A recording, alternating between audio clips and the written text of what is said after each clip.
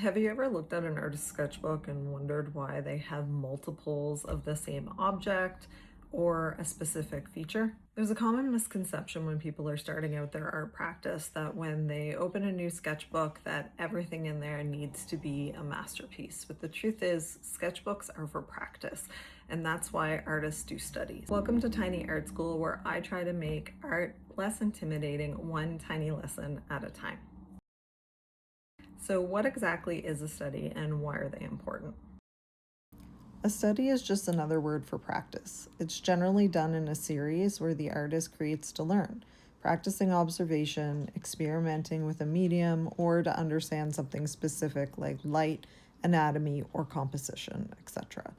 Think of it like any sport or artistic practice. The practice session isn't the final piece, but it informs it through repetition, eventually refining your skills in a specific area.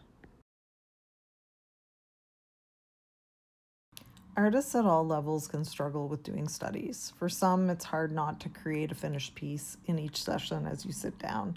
For others, they skip studies because within their process, they can rely on intuition and maintaining that experimental shape and line work, even leaving some parts of their pieces to look unfinished in their final form. So, adding studies to your practice can improve your final pieces.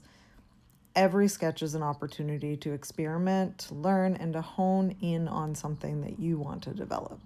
That's exactly why you will see people repeating subject matter in studies, because it helps you see that mistakes aren't important. They're just part of the process, and sometimes we get happy little accidents out of them. Shifting your mindset and expectations free you up just to learn, and unlocking the freedom to experiment can make all the difference. A study can focus on almost anything. There are endless options, but some examples you probably have seen before are things such as human anatomy, so people struggle with hands and eyes, light and shadow studies, which can not only inform what time of day it is, but what material it will look different under, color studies, so something like taking the picture of your favorite flower, sampling the color from that, and creating your next palette. Fabric studies can be anything from the way that fabric drapes or the different types of fabric, like what happens when you have a repeating pattern or if the fabric is reflective. There's also things like animal studies, where we're looking at anatomy, musculature, fur, mane, tail, and talons. So you can think of studies as just collecting information by doing. The goal is to understand the form, the texture, the lighting, the color palette, and use what you learned in your final work.